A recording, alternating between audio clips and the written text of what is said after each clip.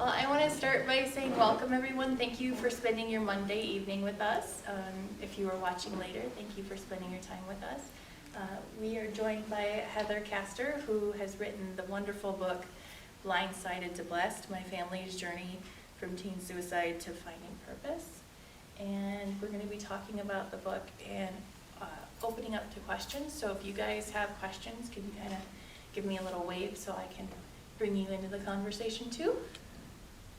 All right, so Heather, tell us a little bit about yourself. So I was born and raised right here in Jackson, actually right over there in that neighborhood over on Springport Road was where I grew up for most of my childhood. My sister is right here and my mom. I went to Northwest, graduated from there in '92, went to Grand Valley for, ended up getting my English degree and teacher certification. Started out teaching elementary at Paragon Charter Academy here in Jackson, and then I'm not going to go through my whole thing, but now I'm back at Northwest, which is amazing. It's great to be back and teach at the district that I went to school in and my girls went to. I now teach middle school, computer science, 6th through 8th grade. Right now we're doing new STEM stuff, so it's very interactive and lots of action going on, so I might look a little bit haggard today, good old middle school kids, but I love it. So that's kind of what I've been doing for the past 24 years in education. So Awesome. Yeah. Any questions so far? Just want to check in and. I'll just say my daughter graduated in '92. Who's your daughter? My daughter was Julie Ebersole. Yes. She's down in Houston now, but she actually is hoping to get back to Michigan. She's not a big Texas fan. Okay. We'll Yeah. get into that. That would be awesome. So, You looked a little familiar, actually. Now that you say that, I'm like, My okay. daughter graduated in '88 on. Oh, yeah, I graduated in '87. Oh, did she? Yeah, From Northwest? I did, yeah. Did you know that? 88. This is Eversole. A little reunion. I love how Jackson is like this, though. Everywhere you go, he's like to somebody. Notice now there's practitioners who work in together. That's funny. Petoskey? Yes. Oh my goodness. Small world. Whole world. Jackson is the biggest small town in the world. I It know. is, that's for sure. Well, we have a cabin in White Falls, so that's why. Petoskey, what? Sorry, go ahead, you're No, you're good. I love it. I'm teasing you. No, I know. She's a teacher too, so it's Yeah, I see you using those classroom management skills Yeah. in here. All right, so let's go through your grief process in this case. So can you share with us your experience of the day Lauren lost her life to suicide? I sure can. So in the book, I outline it pretty specifically and pretty in much detail, but it was just an ordinary day. My husband and I decided to go to the gym, and I was looking for, of all things, a sock. That's why one of the chapters is called that. And I went up to my older daughter's room to look for a matching sock, and I found a vape pen. And I was like, whoa, okay. Thinking it's my oldest daughter's, right? She's in college, a little bit shocked, but okay. So fast forward, come to find out, it could have been Lauren's. Her story was that she was hiding it for somebody or keeping it for them, and I just planned on taking care of it when my husband and I got back from an errand. We were running up in Mason, and thought we would just take care of it when we got back. I didn't think a whole lot of it, but Lauren obviously thought she was going to be in big trouble when she got home, or when we got home. And so she had started texting her two best friends, whose moms are my two best friends that I grew up with. And my friends let me know pretty soon on the door, we were going up to Mason, that they were concerned, that she was saying concerning things. Like, okay, like what? How old was your daughter? Pardon? How old was she? 14. Oh, okay, just. Yeah, thank you. I didn't even think about that. It was 14. She had been 14 for 16 days, actually. And so, yeah, so I still kind of thought, she's mad at her friends because they were going to tell me the truth. And finally, throughout our trip to the store, it got to be a little bit worse. It sounded a lot more serious. And she finally, at one point, said to her friends, she gave her passcode to her phone for when she was gone. I was like, okay, we need to get home. Like, this is serious. So We drove super fast home, and I went into the house, and I found her in her bedroom. She was still alive. My husband did CPR, or at least mouth to mouth, until the ambulance came. She went to Allegiance. They had to fly her to U of M because she was just too serious, and then she passed at U of M. So, I mean, to be honest, Michael and I knew right away, like, this isn't gonna work. It's just not. I mean, not that I didn't want to have hope, but at the same time, we saw what we saw, and we just kind of knew, like, it'll be a miracle. It'll be an amazing miracle. But yeah, that's how that happened, at least on that day.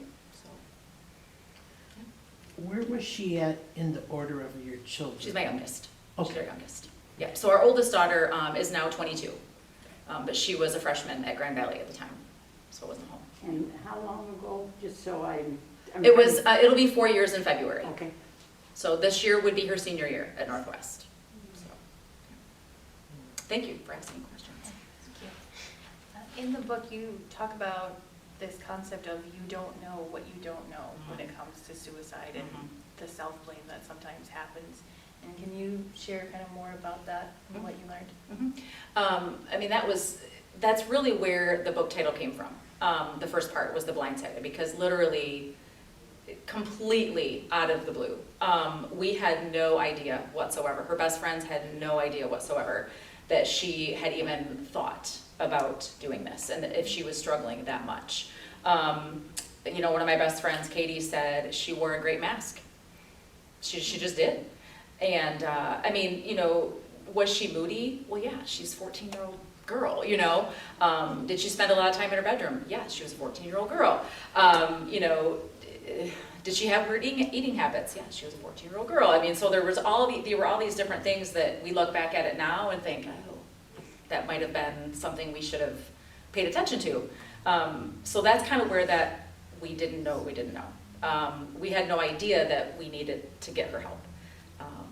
There was only one time I mentioned in the book, I think 5th grade, maybe early 6th grade, we did find a piece of writing that said, you know, I wish I would die, or something to that effect, just because she was struggling with friends. But we talked to her about it, we addressed it, and we thought it was fine. Nothing ever was said again. And then there was 8th grade was when this happened. So, but that's pretty much it. So, you know, hearing that phrase, we didn't know what we didn't know, because I actually heard that from the person that coached me in writing the book, and I thought that's perfect, because we didn't. So for us, at least for me personally, like, that took a little bit of the blame or the regret away, because I didn't know, like, we just didn't know that we had to help her. So that was kind of the biggest thing. Yeah. I see that you have a question. How did she take her life? You mentioned vaping, but did she use pills, or No, she she was did not. respiratory arrest, or? No, she used a weapon. So did she shoot herself? Yes, she did. Yeah. So you shared kind of your initial, like the first things that sort of helped you get through the process and the way that, you know, your community and your friends and family have raised you. So what did you find to be the most helpful thing that you did to help you and your family through the grieving process? The very first thing we did, I mean, first of all, Northwest, I mean, I have to plug them, at least for me, as far as a work family, a school family, a community. They were just amazing. And thankfully, 2 of our counselors at the middle school got in connection with a counselor, or a grief counselor, and he came to my sister's house the very next day. And all of us involved that day, my family, my best friends, their daughters, everybody was there at the house. And I talk about this in the book, but one of the questions I'll never forget is he said, what's one thing you would have said or done, but it wouldn't have changed the outcome? What would it be? And I'm like, wow, that's amazing. And we all kind of went around and said what it would be.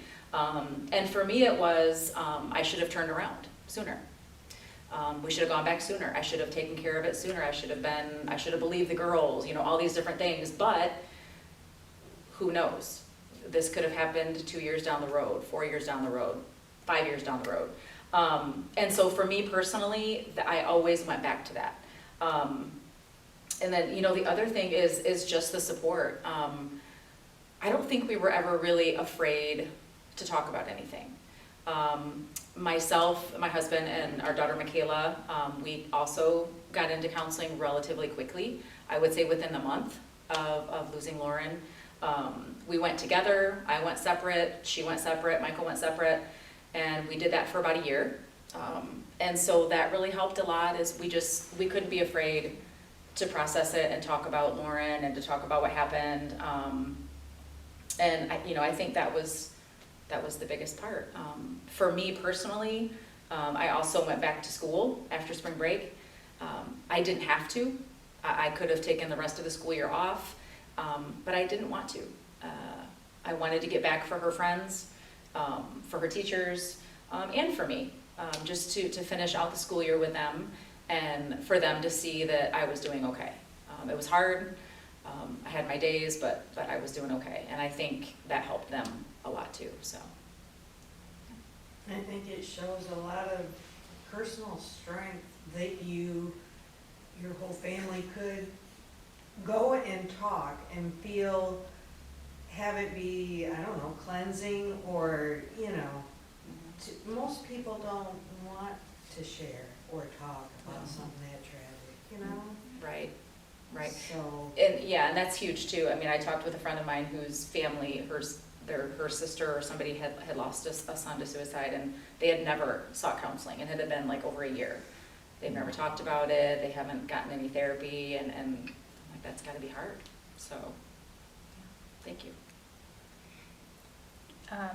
In the topic of suicide, there's often a lot of stigma associated with it, and with seeking counseling, as kind of Diana was alluding to there. What was your experience with that, both within yourself and that you observed from others as well? Yeah, it's funny that's the next question, because I was about to say that, but I knew it was coming eventually, so I'm like, whoa. She's seen the outlines. I did. Honestly, we never experienced that stigma at all. I mean, granted, did I feel like when I went back to school, everybody was gonna look at me and be like, oh, we know what happened to your daughter? Or, I mean, I felt that a little bit. I think we all did, but outwardly, I never received that look or that criticism or, why didn't you know? None of us have ever once heard that from anybody. But that's not to say that doesn't happen. Yeah. So I am also I'll just kind of skip this a little bit. Go ahead. I became a volunteer admin for a Facebook group called SOS Survivors of Suicide Loss. And I started that, I think, in May. And that's one of the things that comes up a lot is, I see people's comments and things about how they're just treated so poorly because they lost somebody to suicide. And I can't imagine it. I just can't fathom it because we did not have that experience at all.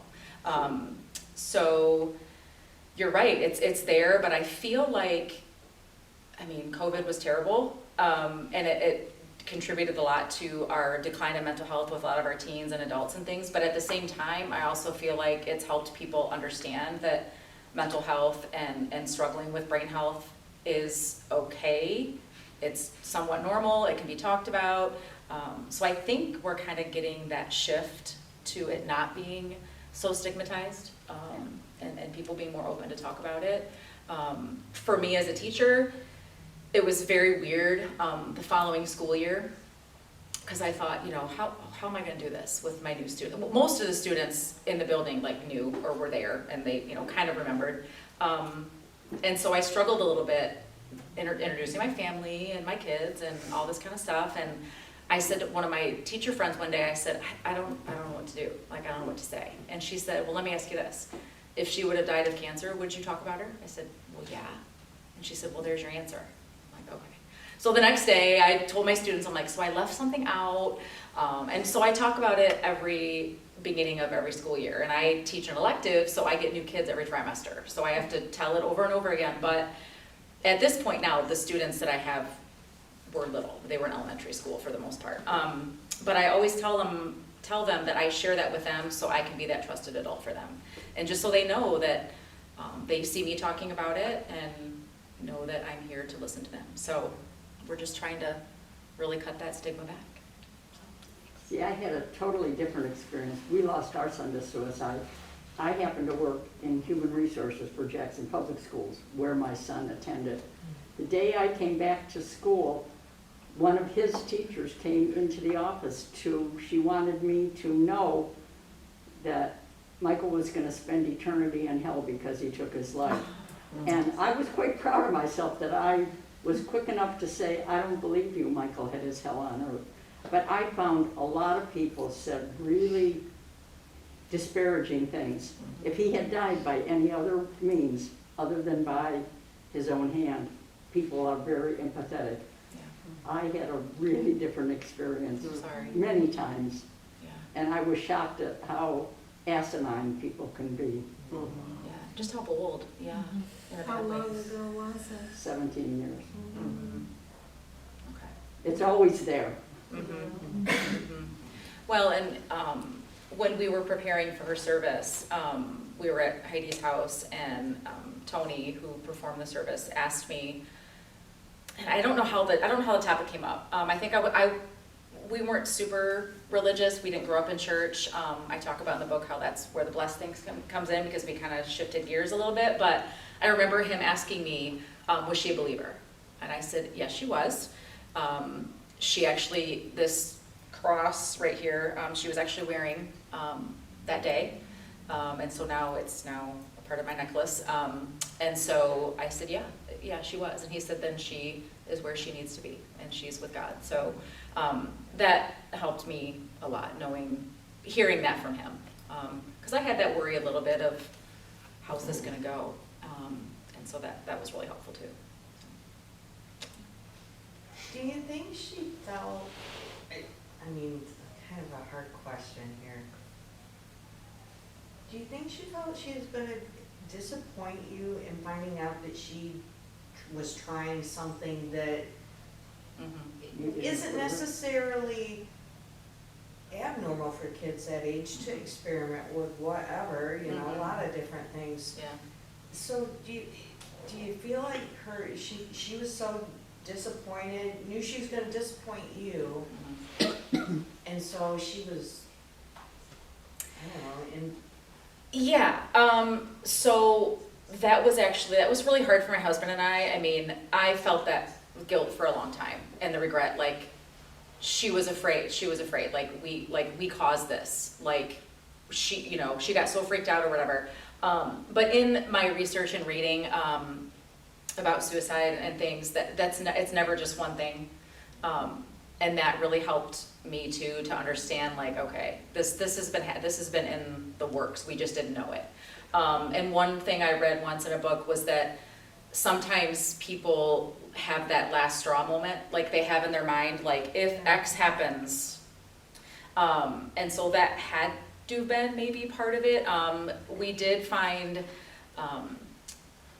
kids these days, teenagers these days, I hate to make a joke out of it, but she was recording a note on her phone. I don't know if the act was recorded or not. The police never told us that necessarily, but I don't think it was, because I actually think Michaela or one of us was calling and it stopped the video, which is also a little bit heartbreaking to think that. But anyway, in her note, she said, I couldn't handle the consequences when my parents found out. So yeah. And yet she would have been grounded from her phone. Like, that really would have been, I can tell you would yeah. have meted out a reasonable punishment. Right. You know, you're not the Yeah. kind of family that's gonna, you know. No. Well, that kind of illustrates that concept that, like, when you're mentally ill, it affects the way you view things and the way that you can process consequences. And it just distorts your thinking to this moment, and you can't see past it, Mhm. and you can't feel past it. Right. And I know her best friends were very afraid that they were also at fault. because they told her, like, we're gonna tell your mom the truth, like, we're not gonna lie. But at the very beginning of her video note, she said, this was nobody's fault but mine, it was all mine, or whatever. So I mean, she kind of, and I think for Michael and I, and probably Michaela too, I don't know if she was including us in that statement or if it was her friends, but we kind of said, okay, it must be just everybody. Like, this is just for everybody that knows, like, this was all me, kind of thing. And so that's hard. I mean, that was really hard to read. So the police officer transcribed the entire video, which my heart goes out to him. Like, I can't imagine having to, I just can't, it's unfathomable to me. But we ended up finally sitting around the computer and reading it, basically before before Michaela went back to college. And it was hard to know what she said. But at the same time, I think it gave us a little bit of peace, and I felt good being able to give her friends a little bit of peace too, like, listen, she said it was all her fault, like it wasn't anybody else's, so, but yeah. But to go back to your question, that had to have been just a piece of it, yes, is just like, this is it. But, Well, yeah. I can still remember that age, being that age. And You couldn't pay me enough to go back to that age. your thoughts and your feelings are Oh so my God bless you, big. you're doing good work. Just, at that age, everything seems bigger and harder and. It's always gonna be this way. Right. Yeah. And not realizing that the impulsiveness involved in that act, that you're not always gonna feel that. Yeah. And even just your brain isn't even fully developed until your 20s. So and the part that takes the longest is Some of your. us took longer. I know you're not one of them. But it takes longer to for your prefrontal cortex, which is like your decision making and your ability to see the follow through and the consequences of your actions. So. When I think too that, sorry, That's okay. I was just the saying- things that you discovered after the fact, and I'm not gonna say more than that, because that's up to you, but, made you realize that it wasn't your fault, it wasn't anybody's fault other than those things that were outside that you didn't know about, or Right. whatever, and so when you say that it was like the last straw, there were other things that were going on that nobody else knew about as well, so. Sorry, that's That's what okay. I wanted to say. And what she's referring to is okay. We eventually, when we were able to get her phone back, I pretty quickly was like, I gotta see, like, I wanna see pictures, I wanna look at apps, I wanna look, and, and the officer did say, he said he goes, kids are mean. He said social media is horrible. And I was like, great. So, I finally found a few things, and just, there's an app that, it's honest, anonymous feedback. So a kid, like, you post something, a picture of yourself, and it could be just a picture of jeans on a sweatshirt, and kids are horrible. And it's anonymous, but very vulgar things, very, just awful stuff. And that was part of it. Yeah, so she did have some online bullying when she was in 6th grade by an 8th grader. And in one of the Snapchat videos that she finally, or pictures, it said KYS, which means kill yourself. So she had a rough patch there in 6th grade with that. But by 8th grade, she told me, because an 8th grader, it was her older sister that had said most of it, but she was kind of in on it too, and Lauren was telling me that she's like, Mom, she's so afraid of you, and I was like, well, she should be. No, but she said, but I'm okay now. She's like, I'm over it. It's okay, and I believed her. I really did. Like, I don't believe for a minute that she was just trying to pull one over on me, but it was that had happened. I mean, there were different seeds that had been planted, just mean stuff, and yeah, so. And over quite a period of time, if you think about it, accumulating Yeah. and just Yeah. affecting your overall feelings about yourself. Right. Was there any ripple effect, like, the piggyback of suicide once in a school system that happens, there can be that Sadly, ripple effect? sadly enough, let's see, it must have been summer of 2021, another student in their class died by suicide. Yes, yeah. So when we don't know, like, it's not that they were in the same circle, it had nothing to do with that, but yes, I mean, it has actually happened twice to that class, sadly enough, yes. Yeah, and it's not necessarily even acquaintance, it's No. the fact that life it looks desirable for those students who are in that mental state of.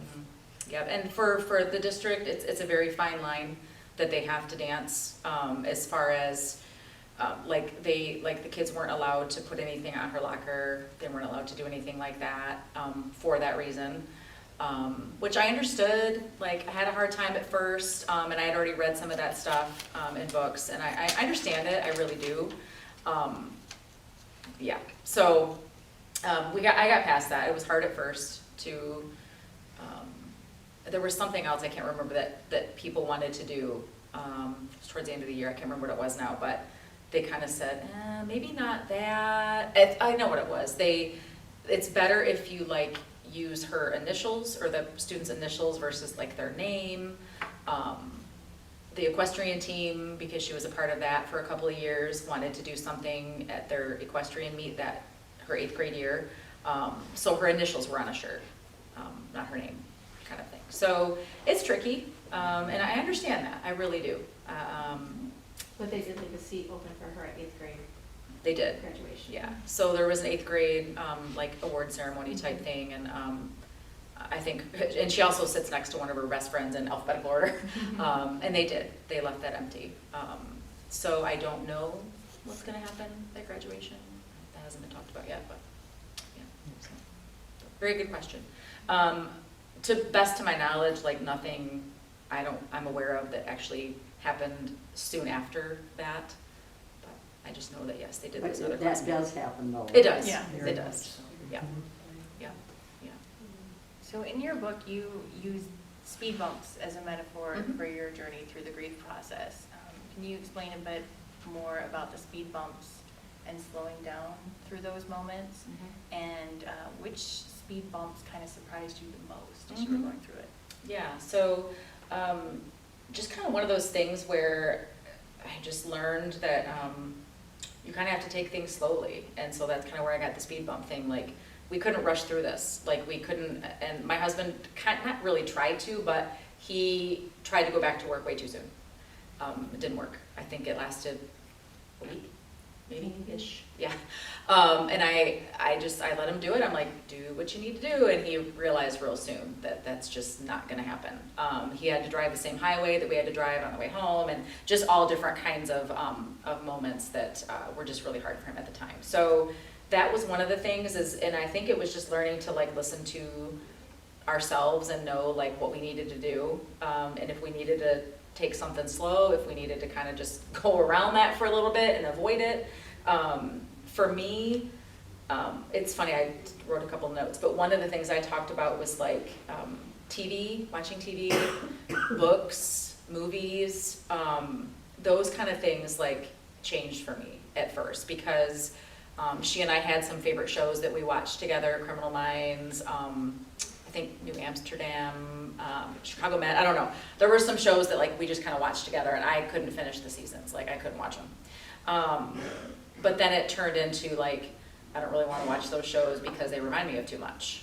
I don't want to see hospital scenes, I don't want to see violence, yeah, so that took a really long time. I actually finally finished Criminal Minds this summer. I finally went in, I'm like, I gotta watch the whole thing now. Still haven't finished New Amsterdam, but, and then, like, books, first of all, it was hard to focus. I didn't think it would be, but it was. And even now, I was thinking about this today, like, it's amazing how much suicide comes up in TVs, movies, and books. And I never realized. I don't know if it's more now, or I just it didn't faze me at the time. It happens a lot. Like, I just finished a book I was reading this book. It was actually one of hers. It's called, well, I shouldn't say what the title is in the book, and I'm like, are you kidding me? It was suicide.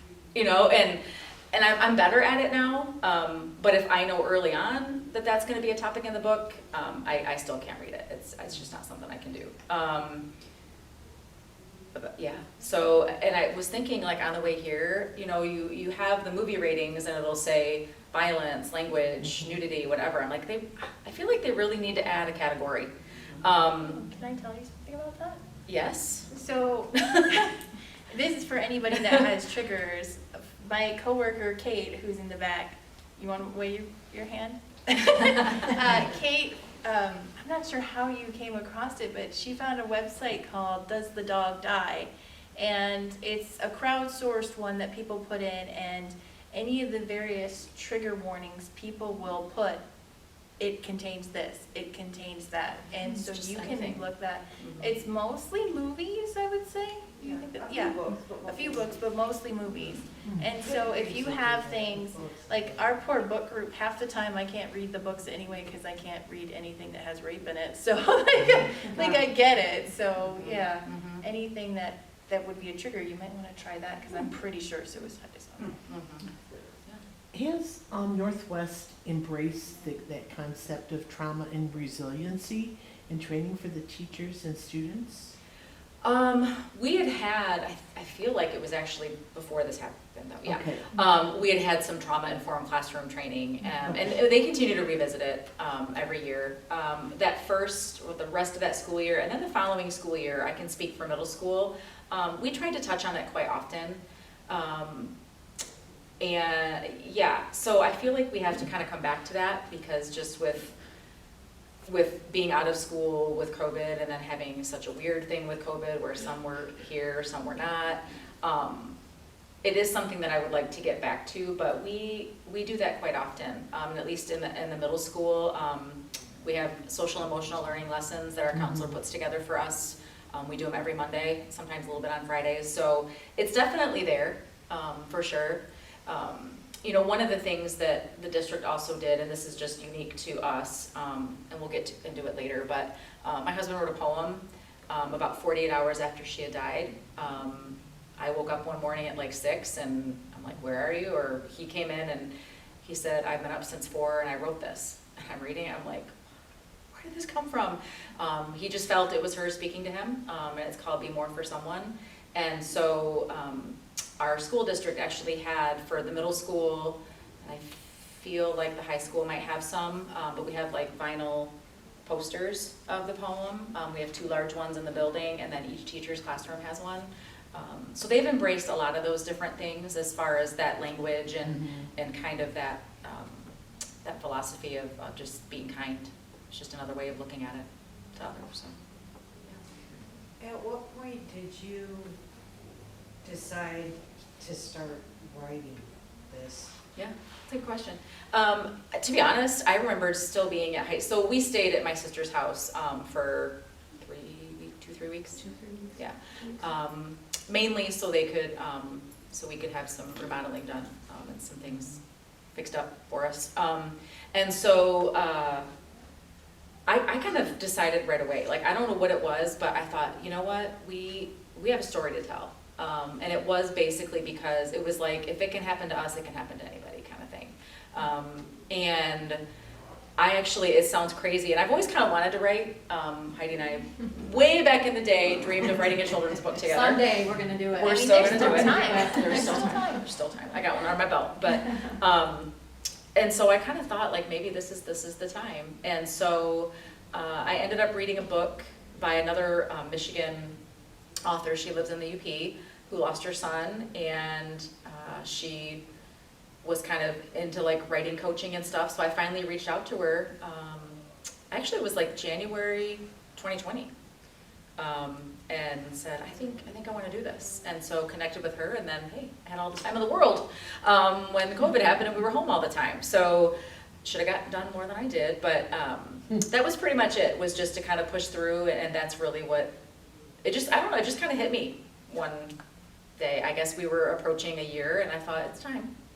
I'm ready, so, yeah. Good question. Community support is such a huge theme throughout your book, and you've already kind of shouted out your school family Yeah, and your a lot. family. Yeah, and that's great. You have a phrase that you repeat over and over again, it takes a village. And I was hoping that you can kind of expand upon that for everybody. Yeah, aside from the other things that I've kind of mentioned, I mean, they were just amazing from the very beginning with meals and just the kindness and generosity of monetary donations and everything was really amazing. And so, I mean, that was kind of part of it. That seems like a trivial part, but it really was great. It was really amazing. But I think just the biggest thing of not throwing that stigma at us and not pushing us away and acting like what happened was horrible and we were awful people and, you know, that kind of thing. That was the biggest part, I think, for us. And then I coached JV softball, so I had kind of arranged to do that in the fall of 2018, and then when this happened, I thought, I don't know if I could do this, you know, but I did.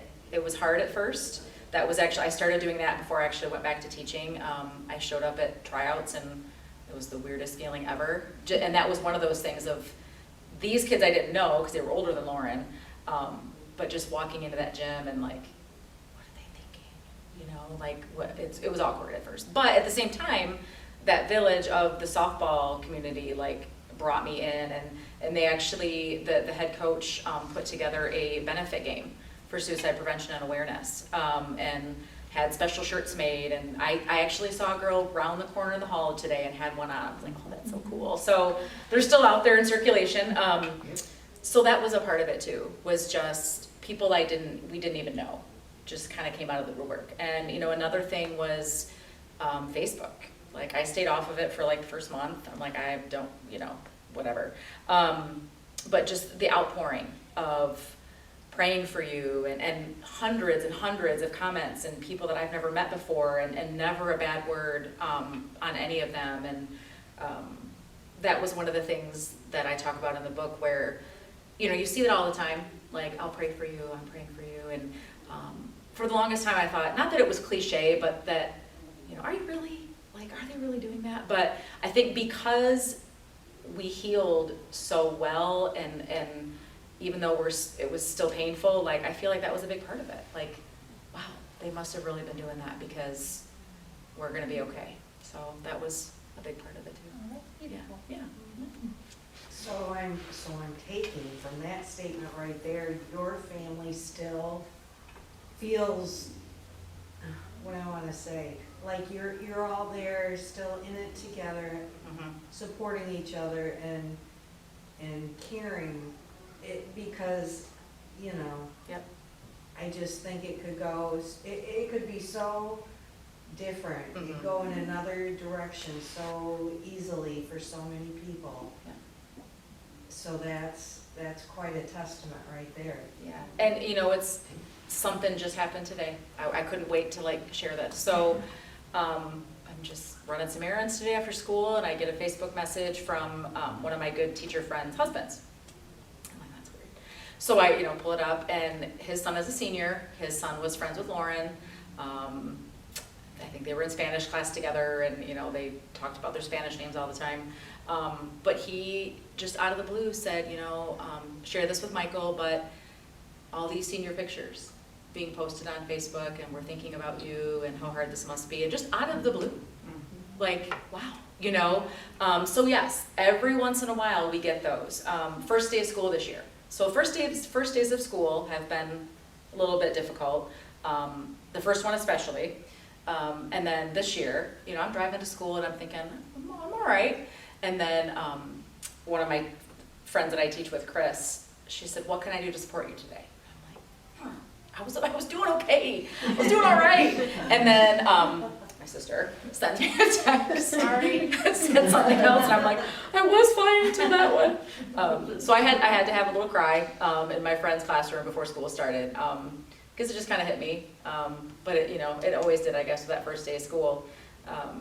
So far, I'm doing okay, seeing the senior pictures, like, I get it. There are moments when I feel it, but But yeah, so I mean, it'll just come out, and then I had a teacher that retired from Northwest, but had Lauren as a student. I haven't heard from her in probably, a few months, and she reached out that day as well, because her son is a senior. So there's all these, connections, and so I think that just helps tremendously that people still, not that they don't remember, because I know they do, but to reach out and say those things is pretty nice. So. But to, follow through with an act of Yep. kindness, Yep, yeah.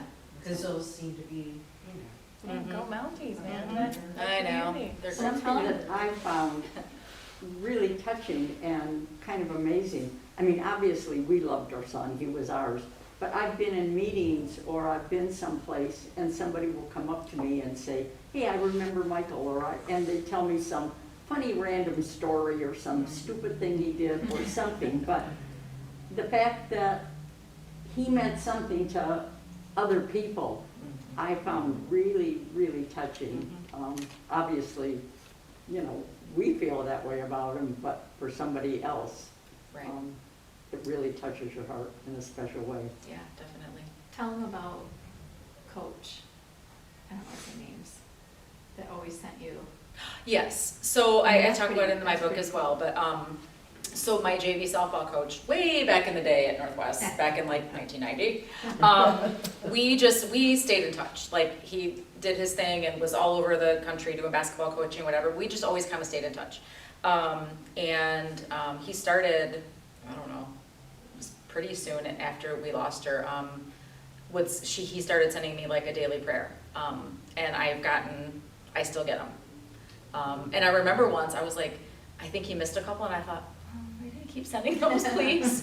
I really like them. So, and he still does. So that was also a really amazing thing. And he actually included my friend Katie, because she played for him as well. And that's just what he does.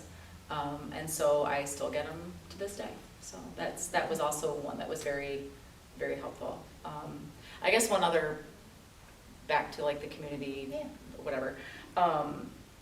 A friend of mine lost her daughter in a car accident summer before her senior year, and I knew, and this was their only child, and just seeing she and her husband like get through things on Facebook, and it was hard, but they live their life and whatever. And I remember telling somebody like, I would really like to talk to Dawn, and so they got in touch with her, and she came and kind of talked to us and like prepared us for like what visitation was going to be like. And she was also amazing.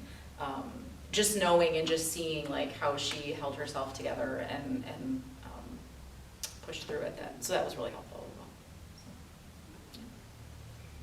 So often in tragedy, other people want to help and support their loved ones, but kind of struggle to think of what to say or a tangible thing they can do to help.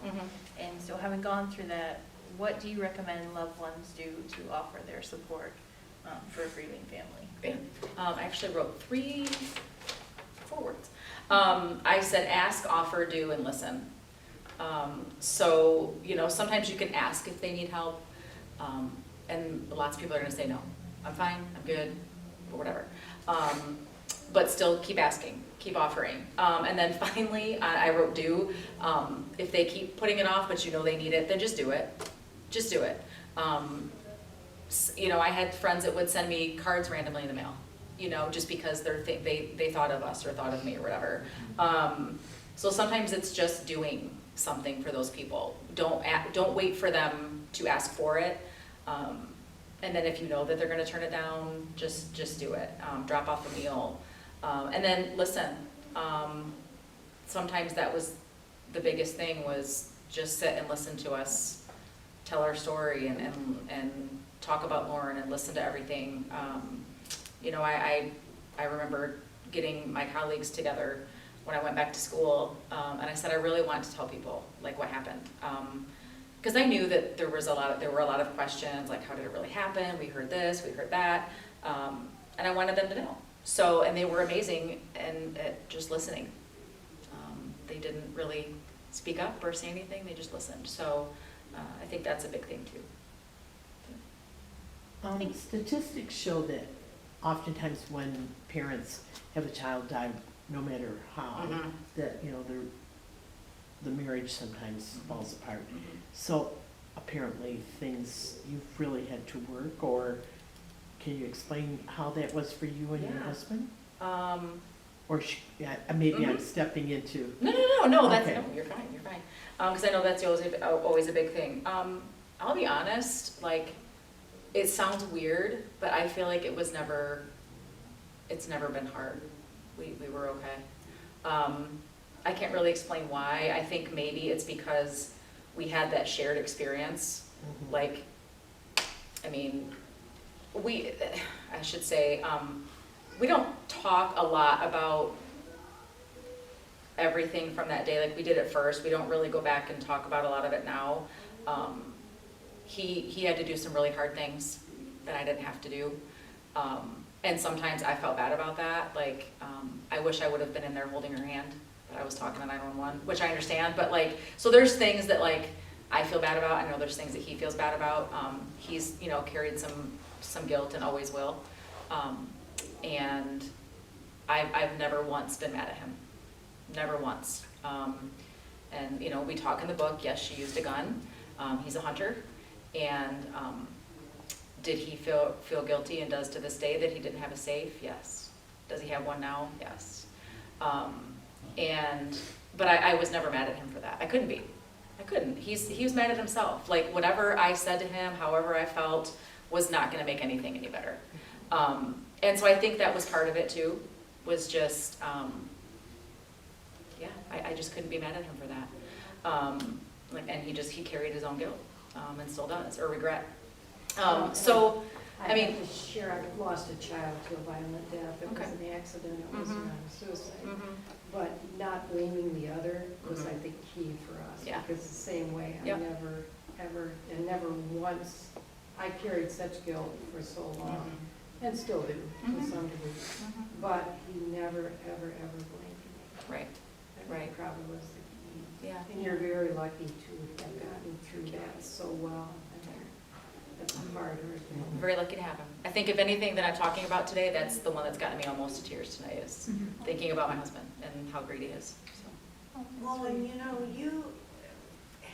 it's a big surprise. Number one, her, coming to that conclusion to follow through and take her own life is a hard enough thing, but you look at the choice of how she did it, and that goes against the statistics or whatever they say, because they always talk about the male gender is Yeah. more prone to using a Right. weapon, Right.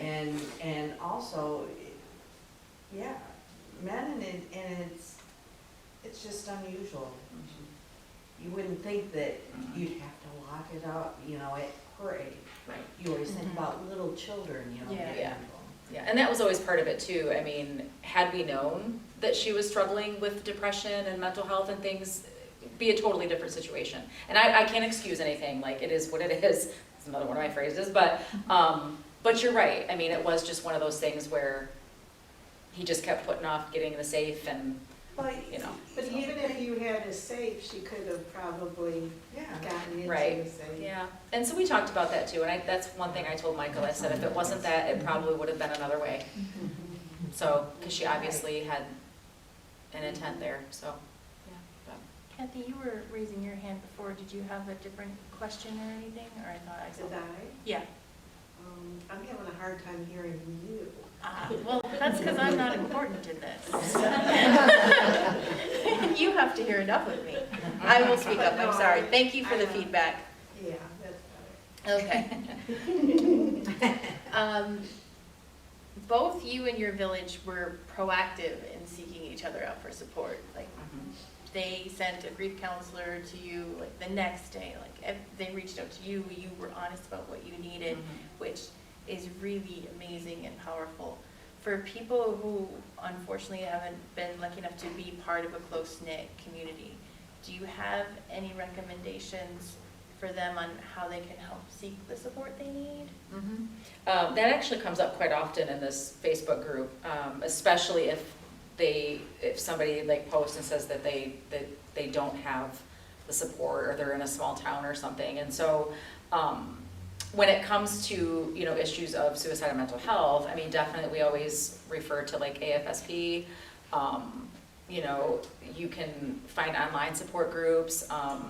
You know, call your doctor's office, call a hospital, call a church, just to get and find that support. It's out there. Sometimes it's just super hard to find, but you're right. I was actually so my writing coach also started during COVID doing like life coaching. And so we did a Facebook group, support group. It was myself and Rebecca, and then a few other women that had lost children to suicide. And there were a couple of people on there that they were in like a more remote situation, or they didn't have the family support.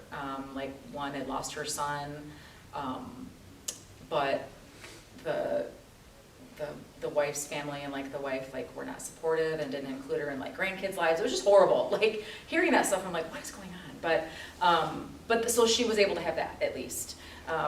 So I think now, again, COVID and Zoom and all those kind of things, I think there's more out there maybe than there used to be, because you can hop on a Zoom, or like you said, if you're not comfortable coming to something in person, so many things are offered like online now, and that kind of thing. So that's also, I think, something that I would recommend. Yeah. So I think we've talked about Blindsided and community sports, so let's talk about Blessed. You're finding your purpose. What is the most important message you want to get across to others who may be processing a loss due to suicide? And what messages do you want to send for the community as a whole? I'm gonna have to reread that. Here, have it. I got it. Essay question. Oh no, sheesh. Worth 4 points. In college. 4-point question. I'm just I would say, you know, especially like a loss due to suicide, I think the biggest thing that we talk a lot about in the group too on Facebook is the blame part, and you have to kind of get past that. That's a really big thing, and I think the community too as a whole, like we have to embrace each other and just be kind and listen and ask. Check in on your friends, check in on your family. Like with Lauren, I mean, like we've talked about, nobody knew to ask if she was doing okay. I mean, I'm sure people did, but it just wasn't obvious, and those are the things that you just don't see and that you miss. So I think that's a huge thing. I think get educated about brain health, mental health, and suicide, not the ideation, because that comes from other ones, but just that whole piece, like just educate yourself. It's hard to read those books, and it's really hard to read that, but there are some really good ones out there. I think I reference a few in my book, but that just, you know, you read some of those and you think, oh, like, you know, I didn't think about that, or I didn't think about it this way, and I know I've always wanted to speak with parents, and I've had parents like contact me and say, I know somebody that's struggling, like what do you recommend? And it's always hard for me to answer because that wasn't our story.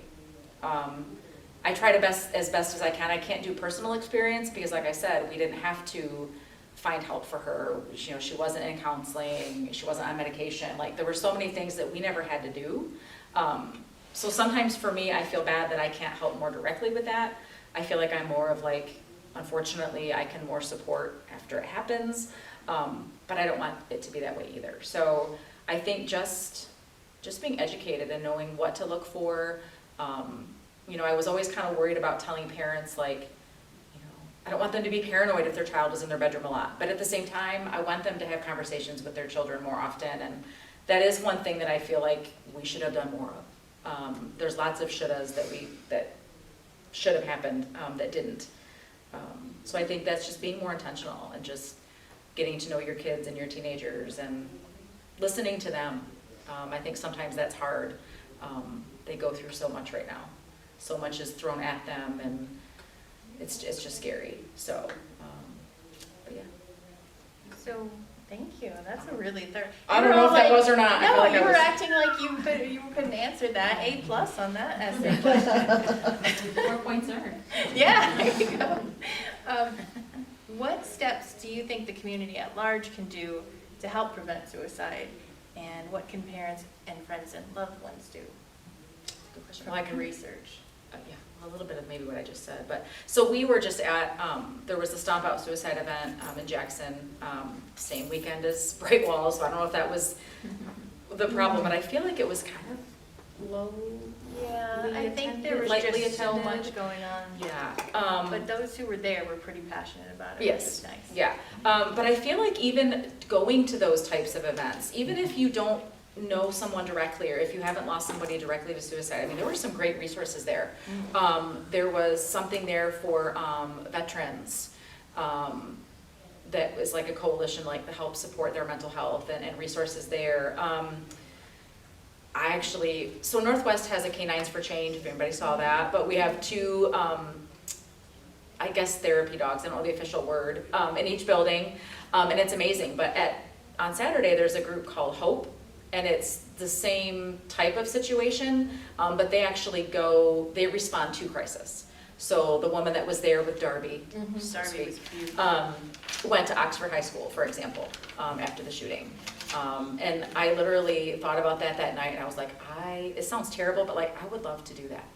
I love dogs. Like, I would love to be able to be a part of that organization and either do what our teachers are doing and have a dog in the building that's available for students and teachers. We love on our 2 dogs, but to be able to respond to something like that. So I wouldn't have known that hadn't I been at that event. So I think that's part of it, is just, again, that education part of it. But again, I think it's just to use my husband's poem, it's being more for someone. It's just going that extra little step to understand somebody, understand what they're going through, and to support them. So. I do love that poem. I may have cried. I definitely cried when I read that. I'm not gonna lie, your book made me cry. So, What and about I heard through the bits and pieces of, social media and how it's affected, our adolescents. It's affected everybody. Okay. What are your thoughts or recommendations about that? Keep your kids off of it as long as possible. Don't get on the phone too early. And it's always hard for me to talk about it because I feel hypocritical, because we let her have Snapchat, we let her have some of these things. I thought she was okay. I thought we could handle it, When did she get a cell phone? She actually didn't get her phone until like end of 7th grade, so like 13, I think, 13, 14. You start leaving them alone for, it's good to have. Yeah, exactly, and that was part of it too, was that, Safety piece, yeah. that was part of it too. Like, we had moved, and we didn't really want to have a landline anymore. I was like, we're done with that. 3 out of the 4 of us had our own cell phone, so that's kind of what was the decision too, was like, let's just, do it. So, but if parents do, and I know that's reality, that's just the world we live in, just please, please, please monitor their devices. There's ways that you can do it. Just educate yourself on that too. Be vigilant with the different apps that are out there, the different things that can get turned into social media because they can communicate within those apps, and a lot of parents might not know that. I see lots of people nodding. Anything with messaging.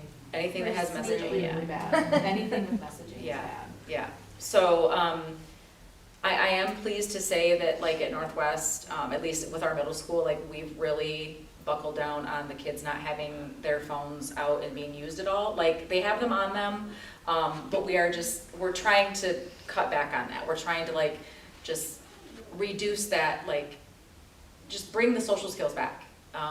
Talk to your classmates, play a game together, finish your homework, read a book, kind of thing. So I think that's the biggest thing with social media is A, put it off as long as you can, but B, just monitor it. Because I know that in reality, it's not gonna stop. As far as, getting social media and using it, but just monitor it, yeah. it seems though that most parents don't have those monitor skills at all. They just don't even know where to begin. Right, right, and that would just be like, I can't think of what there's something that I had for a while, and it is now, but there was something where I could see what was going on their phones to some extent. I can't think of the name of it. There's apps, like Bark is an app that Okay. you can have, that if there's any profanity, even on like their songs that they play, you do have to pay for it monthly, but it'll send something to you every single time there's a profanity, if there's self-harm, if there's suicide, if they're violent. But Snapchat is almost impossible for anybody to monitor. It is, that one. Even Yep. any of the ones that you pay for Yeah, is, and unfortunately, it's how they use, it is. that's how they talk to each other. So It even is. for involved kids, it's hard to keep them off of it. Yeah, for sure. Something's gotta, and this can go down a rabbit hole, we don't have to do that now, but I teach elementary, 3rd through 5th grade, and we've had kids in the hospital in all 3 of those grades for suicidal thoughts in the last few years. Mhm. So, I'm sorry, I don't wanna take away No, from, it's okay. but, it's scary, it's scary. So, and those are, 8 to 10, 11-year-olds, Yep. so. A good question about social media. The last kind of question I have for you is just because I know in writing your book and then just in your own process, you've done a lot of research on the subject. Is there anything that we didn't cover that you want to make sure to share with everybody? I really don't think so. One thing that I wanted to touch on that is not related to that, but I spoke briefly, I think I might have slid the word in, of scholarship. So we knew going back to the ideation part of it, and like you can't really like celebrate a student who's died by suicide, and you just can't make it like, ooh, I want that recognition. But we wanted to do something for Northwest and the students there. So we established a scholarship called the Be More for Someone Scholarship based on the poem. So her name is not in it at all. It has nothing, she's not referenced. People know, of course, now. But we wanted to get that established. So it's based on my husband's poem. And this year's seniors, which are her classmates, are the first students to receive it. And so, yeah, we're super excited. I don't know, the last time I checked, which was like last year, I believe the fund was at almost 15,000. And they told us, I think when we hit 12, that it can go on in perpetuity with the interest and everything, depending on what we want to give out. So that was another thing with the village and the community. Like, I decided, hey, let's do a walk so AFSP, there was one Out of the Darkness suicide walk. That's this month, by the way, September. There's one in Lansing in 3 weeks. If you want to go to it, it's a really great walk. So I formed a team, and we did t-shirts and stuff. So all the profits of the t-shirts went to that scholarship. That was a big one that got it started and got it snowballed. But like, my mom contributes every year to it. Lauren's other grandparents do as well. And we've just done some various fundraisers that have built up the fund.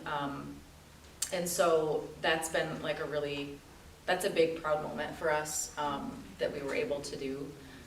So basically the criteria for the scholarship is they need to show a way that they live that poem, something out of that poem.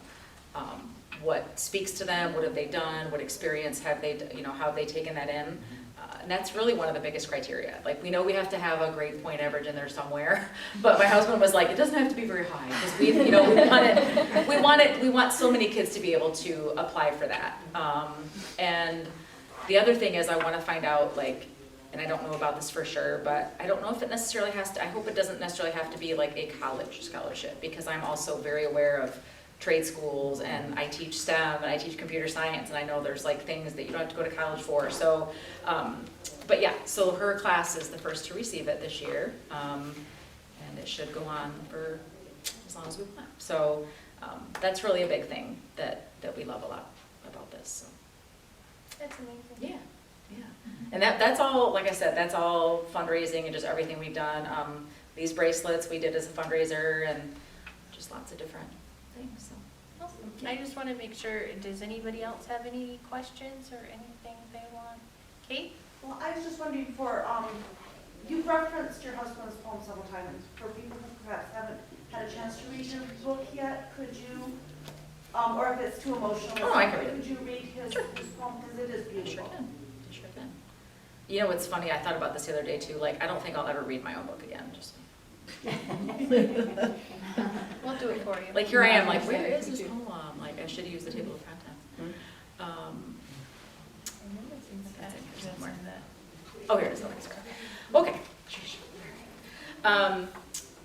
So, when someone is having a bad day, be more patient with them. If someone asks to play a game with you, be more willing to join them. When someone wants to sit with you at lunch, be more accepting and let them. If someone wants to tell you about something they enjoy, be more eager to listen to them. When someone is showing they hurt, be more compassionate towards them. If someone wants to tell you what they think, be more understanding of them. When someone found success in their day, be more excited for them. If someone appears to be lonely, be more engaged with them. When someone doesn't want to do what you want to do, be more open to them. If someone needs a hand with something, be more helpful to them. When someone shows signs of need, be more caring for them. If someone shows you they love you, be more loving to them.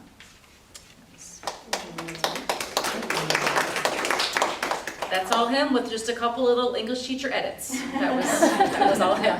So, but yeah, one other thing, is it okay if I read this part? Yeah, absolutely. Okay. So this was, I forgot about this, but this was my first Facebook post, which was March 23rd, which was actually a month after she passed. And I said, it is finally time for me to write this post. I just lived through the hardest month of my life, and in that time I have learned a number of lessons. Number 1, say goodnight to your kids. 2, say I love you often and mean it. I put it in all caps. 3, talk to your kids, especially teenagers, but more importantly, listen to them, ask questions, seek to understand before being understood. 4, trust your gut and do something. 5, be involved in your community. You never know when you'll need the support. And number 6, the power of prayer is real. So that was my first Facebook post after she died. Yeah. Thank you. It's the first time I've cracked my own book, and I really love it. So when you finished the book, did it give you like a sense of peace to a certain degree? Or It felt really good. Yeah, it felt really good. My goal was, and I think I did it. My goal was to have it open and published and ready by her birthday, which is February 7th. And so I think that, like, that meaning behind that was, like, more important to me than anything. Like, that was the goal, and just wanting and hoping that she appreciated the fact that I'm telling her story, and I know that she would want others to get better and feel good about themselves. So. And how did you publish it? It's a good question. So Amazon, you can do like self-publishing. It's actually free. So really the only thing I paid for was, I paid my, I didn't even pay my editor because she's a teacher. She wouldn't take anything. So, I mean, I paid for it to be formatted. There's a company, I can't remember it now. Shoot, it'll come to me. But they did like the formatting. And then I did use a company called ACX, which is through Amazon, for the audio version of it. Like, people were like, are you gonna read it? And no. I don't like hearing my voice. Like, I will never watch this video. Thank you. She did, yeah. But I love the person. I did like little auditions, and like I listened to people like read samples. It was kind of fun. It was actually harder to finally listen to that and make sure it was all good. Like, that was really hard for me to do. I kept putting it off. Because she did a really good job with like a couple of different things in there, with like voice inflection and stuff. But yeah. So, but that was it. Just Amazon self-publishing. So Google Docs and send it off, and that was it. And may I ask how your older daughter is doing? She's amazing. She's amazing. She had a very hard time. She was actually the last person to speak to Lauren on the phone, an hour and a half away. That was hard. So she went through a lot, obviously. She finished that semester on the dean's list, which was amazing. But she graduated with an exercise science degree from Grand Valley last April. or this April, I guess. And she'll be going into grad school, hopefully, in the next summer for occupational therapy.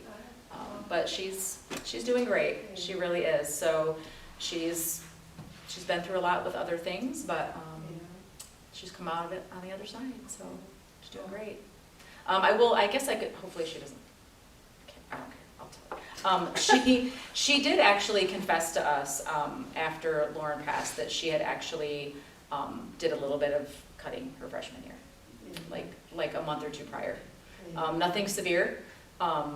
But that was like, what? That really took us away. But after this, she's like, I promise I'm never going to do it again. Like, she felt so bad about it. But for her to open up and tell us that was pretty amazing. But yeah, she's doing great. So, thank you. She's a good one. What was her personality like last time you saw her? Last time you saw her? That's a good question. Well, I would say maybe let's go with like the day before, because yeah. So we had just gotten a new puppy. She was, I don't know, a few weeks, or we'd had her for a few weeks, maybe about a month. So she was hanging out with the dogs that morning and just kind of taking care of them. And she had slept in. She actually slept upstairs in Michaela's room because there was a TV up there, and she fell asleep, watching TV and stuff. Pretty relaxed. I remember I made her a smoothie. Things like that. But the day before, she was spunky and sassy as all get out, and we actually went out to lunch, I think to Dirty Bird somewhere.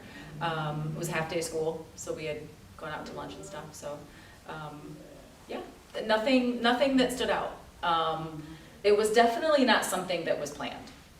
It wasn't. It was nothing, it was not planned for that day. Like, there were circumstances that it wouldn't have been.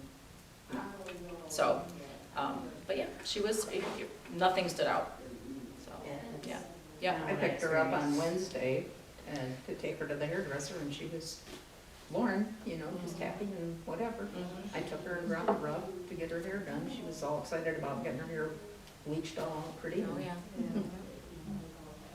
She was fine. Mhm. I never would have thought anything was wrong. I love that phrase, you don't know, you don't But you know, Yeah. that pretty much So sums it some up. of the hardest things to deal with, I think. Yeah. I know that, I don't know for you as much anymore, but for me, the why is still a huge, it's huge for me. Mhm. Why? So, But, it's, for me personally, I just learned about how I process things, and for me, like, I'm never gonna know that. right. So I just gotta let it go. Like, I'm never gonna know it. And, one of the things I talk about is, I can be very, like, blunt with this, but nothing I do or feel or regret is not gonna bring her back. It's not. So, for me, I'm just very, very cut and dried with that. And sometimes I feel bad about that, but it just is. I mean, I miss her every day. I wish she was here with her friends graduating and doing all the things, but she's not. And so she's watching them, and hopefully very proud of them and all of us. Huh? I said that's very admirable. That's what I love about you. Yeah, I mean, there's a lot of things I love about you. Well, And in a way, it's a small way, but you managed to make her live on by sharing her story, by creating a legacy with the scholarship. And even if it doesn't have her name, we know that it's because of her. Yeah. Yeah. And because of you. And your husband.